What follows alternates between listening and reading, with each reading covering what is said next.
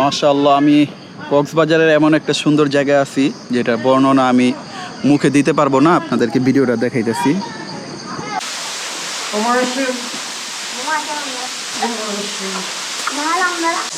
মাছ আছে এখানে, দেখছেন?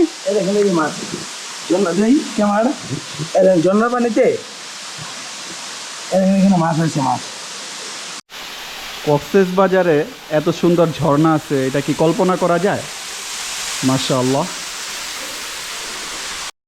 প্রথম দেখাতে মনে হতেই পারে এটি বান্দরবনের কোনো পাহাড়ি দৃশ্য, কিন্তু না, এটা আসলে সমুদ্র শহর কক্সবাজারের লুকোনো একটি সৌন্দর্য। প্রতি বছর হাজারো মানুষ কক্সবাজারে আসে সমুদ্রের সৌন্দর্য উপভোগ করতে, কিন্তু অনেকেই জানে না এই কক্সবাজারেই লুকিয়ে আছে আরও কিছু অসাধারণ প্রাকৃতিক সৌন্দর্য। আর তার মধ্যে অন্যতম হল Dariyanagar C view park. Dolphin মোড় থেকে মাত্র 3 কিলোমিটার দূরে পাহাড় আর সমুদ্রের মাঝখানে অবস্থিত এই দরিয়ানগর পার্কে প্রবেশের টিকিট মূল্য জনপ্রতি 40 টাকা করে। শুরুতেই আপনাকে বিশাল বড় ডলফিনের মুখ দিয়ে প্রবেশ করতে হবে। আমরা ঢুকে গেলাম দরিয়ানগর পার্কে। হ্যাঁ দাদা, দরিয়ানগর পার্ক, এখানে নাকি ভিতরে ঝর্ণা আছে, আবার সুন্দর পাহাড়ের গুহা আছে, আমরা সেটা দেখার জন্য যাচ্ছি। এখানে প্রবেশ করার পর স্থানীয় কিছু বাচ্চাকে দেখতে পারবেন যারা এখানে গাইড হিসেবে কাজ করে থাকে। চাইলে ওদের সাথে নিতে পারেন। মাত্র 50 থেকে 100 টাকার বিনিময়ে ওরা আপনাকে পুরো পার্ক ঘুরে দেখতে সাহায্য করবে।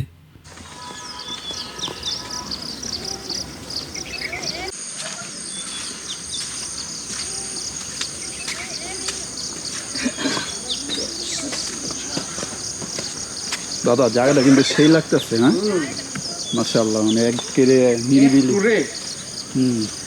নদী দেখা হইলো, পাহাড় দেখা হইলো, ঝর্ণা দেখা হইলো। দরিয়ানগরের সবচেয়ে আকর্ষণীয় জায়গাগুলোর মধ্যে একটি হলো এর ভিউ পয়েন্ট, কারণ এখান থেকে দাঁড়িয়ে দূরের সমুদ্র আর আশেপাশের পাহাড় দেখলে মনটা ভরে যায়। সব মিলিয়ে মনে হয় যেন প্রকৃতির এক অপূর্ব রাজ্যে চলে এসেছি। ভিউ পয়েন্ট থেকে এখন আমরা এগিয়ে যাচ্ছি পাহাড়ি জিরিপথ ও ঝর্ণা দেখার জন্য। পথিমধ্যে আপনারা এমন একটি ছোট্ট কালভার্ট দেখতে পাবেন, যেটার উভয় পাশেই রয়েছে 2টি ঝিরিপথ।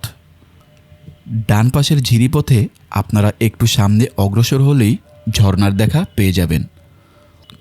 তবে এই ঝর্ণাগুলোতে কিন্তু সাধারণত বর্ষাকাল ছাড়া পানি থাকে না। বর্ষাকালে গেলে আপনারা ঝর্ণার আসল সৌন্দর্য দেখতে পারবেন। কালভার্টের বাম পাশের ঝিরিপথটা বেশ দৈর্ঘ্য এবং সরু। মনে রাখবেন, এখানে ঘুরতে আসলে অবশ্যই আপনাদের সাবধানতা অবলম্বন করতে হবে, কারণ এই পাহাড়ি জঙ্গল ঘেরা পরিবেশে সাপ কিংবা বিচ্ছুর মতো বিষাক্ত প্রাণী থাকার সম্ভাবনা রয়েছে।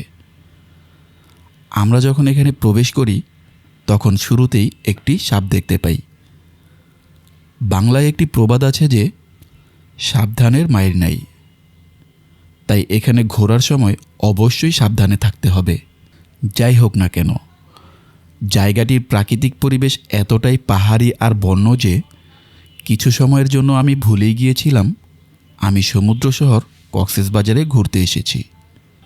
বরং মনে হচ্ছিল যেন বান্দরবানের কোনো পাহাড়ি ঝিরি আর অরণ্যের ভেতর হারিয়ে গেছি। সত্যি, মহান রবের সৃষ্টি অপরূপ, অতুলনীয়। যদি কখনো কক্সবাজারে ঘুরতে আসেন তাহলে অবশ্যই এই অপরূপ জায়গাটি ঘুরে যাবেন। ভিডিওটি যদি ভালো লেগে থাকে তাহলে অবশ্যই লাইক করবেন, বন্ধুদের সাথে শেয়ার করবেন, আর এমন সুন্দর সুন্দর ভ্রমণের ভিডিও দেখতে আমাদের চ্যানেলটি অবশ্যই সাবস্ক্রাইব করতে ভুলবেন না। দেখা হবে পরবর্তী কোনো এক ভ্রমণের ভিডিও নিয়ে। সেই পর্যন্ত সবাই ভালো থাকবেন, সুস্থ থাকবেন। আল্লাহ হাফেজ।